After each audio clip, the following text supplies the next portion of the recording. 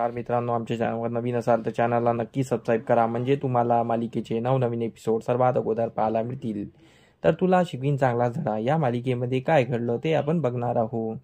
इकडे संकेत अक्षरासोबत बाहेर डेस्कवर बसून बोलत असतो. तर अक्षरा त्याला विचारत असते की तुला काय झालं आणि तुला कोणी मारलं, मला सांग बरं, कारण की मी तर तुला मारलेला नाही आहे हे मला चांगल्याने माहीत आहे.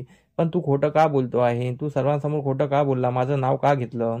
तर तो संकेत इकडे तिकडे बघत असतो. संकेत अगोदर सांगत नसतो. नंतर त्याला अक्षरा मॅडमची कीव येते आणि तो बोलतो, मॅडम तुम्ही इतक्या चांगले आहात, तुम्ही कोणाला मारत नाही, तुम्ही सर्वांना सपोर्ट करता, सर्वांना चांगल्याने शिक्षण शिकवता आणि आमची किती काळजी घेता.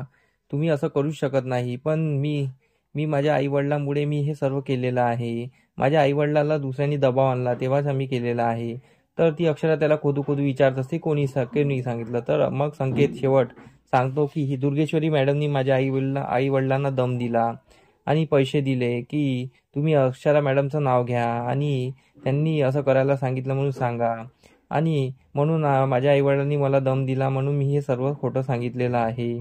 आणि इकडे अधिपती आपल्या फॅक्टरीमध्ये आलेला असतो. फॅक्टरीमध्ये तो एकटा उभा असतो तेव्हा तिथे ओमकार येतो आणि ओमकार आल्यानंतर ओमकार त्याला समजवत असतो की अधिपती बाबा आता सर्व ठीक आहे ना, तू आता बरा आहे ना. मग तो तसा हळूहळू ऑफिसच्या कामाबद्दल बोलत असतो आणि त्यासोबतच तो मग अक्षराचा विषय काढतो आणि बोलतो, काय म्हणते वहिनी साहेबाची आठवण वगैरे येते की नाही, काय चालू आहे.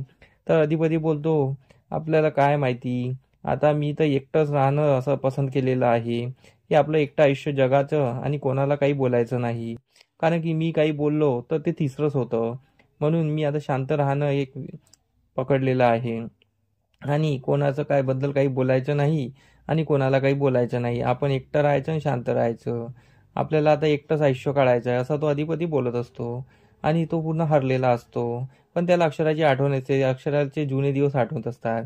इकडे ही दुर्गेश्वरी त्या संकेतच्या आईबाबाकडे आलेली असते. ती त्यांना पैसे दाखवत असते आणि बोलत असते की चला तुम्हाला पोलीस स्टेशनला अक्षराच्या खिलाफ कंप्लेंट द्यायची आहे. तर ती एक बंडल काढते नोटाचा, पण ते संकेतचे आईबाबा काही राजी नसतात. मग ती अजून एक बंडल काढते आणि बोलतात की हे घ्या, 2 बंडल घ्या आणि मग तुम्ही चला. तर इकडे संकेतचे आईबाबा अधिपतीला शब्द दिलेला असतो की ते आता कोणाला सांगणार नाही आणि त्यांनी त्यांची खूप मदत केलेली असते, म्हणून ते अधिपतीच्या बोलण्याच्या पलीकडे जाऊ शकत नाही. मग ते संकेतचे आईबाबा अधिपतीचा विषय काढतात आणि बोलतात की अधिपती सरकार इथे आले होते आणि त्यांनी आम्हाला समजवलं की कंप्लेंट द्यायची नाही आणि त्यांनी आमची खूप मदत केली आहे. तर हे जेव्हा ऐकताच दुर्गेश्वरीच्या पायाखालची जमीन सरकते आणि दुर्गेश्वरी बोलते की अच्छा हो का, मी तुम्हाला चेक करतो इथे फक्त की तुम्ही पैशासाठी बदलता का, आणि अधिपतीला आम्हीच पाठवलं होतं आणि अधिपती आमच्या सांगण्यावरूनच इथे आले होते, आम्ही असं काही नाही, मी फक्त तुम्हाला चेक करतो ती. आणि ते पैसे ती बॅगमध्ये टाकून देते वापस आणि बोलते काही कंप्लेंट करायची गरज नाही, अधिपतीने तुम्हाला सांगितलं ना तसंच करा.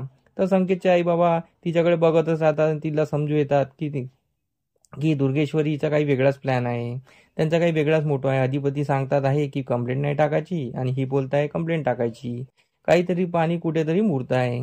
इकडे संकेतने अक्षराला दुर्गेश्वरीचं नाव सांगितलेलं असतं. अक्षराच्या पायाखालची जमीन सरकते.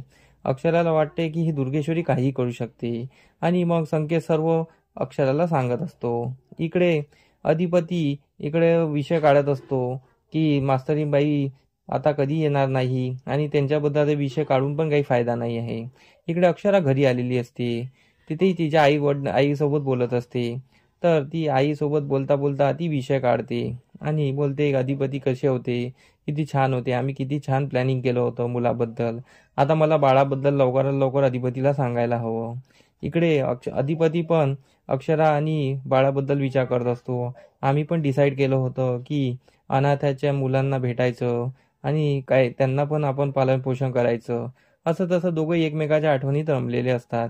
इकडे मदनने बाबांना बोलावून घेतलं असतं गार्डनमध्ये बोलण्याकरिता आणि मदन सांगत असतो बाबांना की बाबा बघा, आपल्याला अक्षराला त्या घरात परत जाऊ द्यायचं नाही आहे, त्या अडाणी व्यक्तीच्या नादी त्यांना लागू द्यायचं नाही आहे आणि अक्षरा आपल्याच घरी राहावी, कारण की तो अडाणी माणूस आहे, तो कधी पलटी मारू शकतो. तो कोणाचं काही करू शकत नाही. तो अक्षराचा आताच लक्ष ठेवू शकत नाही तर नंतर काय ठेवणार. आपल्याला अक्षराला त्याच्याकडे जाऊ द्यायचं नाही आहे असं मदनचं मत असतं. इकडे मदन बाबाला कन्व्हिन्स करत असतो आणि बाबाचं पण मत तेच असतं की अधिपतीकडे अक्षरा जाणार नाही, कारण की त्याने आईला सकाळी सांगितलेलं असतं की आता हा विषय नाही आणि आता अधिपतीकडे अक्षरा जाणार नाही. अक्षराला पालनपोषण आपणच करणार आणि अक्षराला आपल्याचकडे ठेवायचं.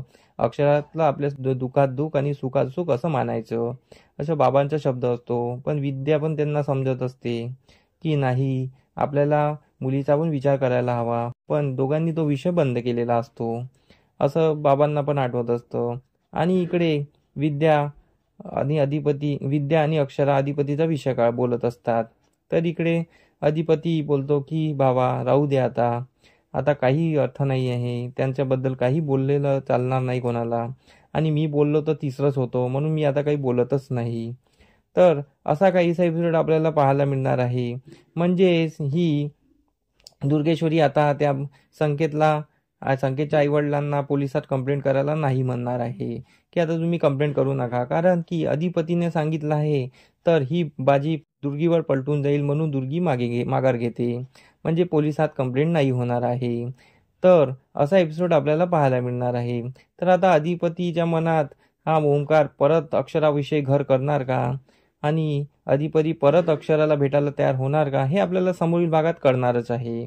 तर आमचा एपिसोड कसा वाटला हे मला कमेंट करून नक्की सांगा. धन्यवाद.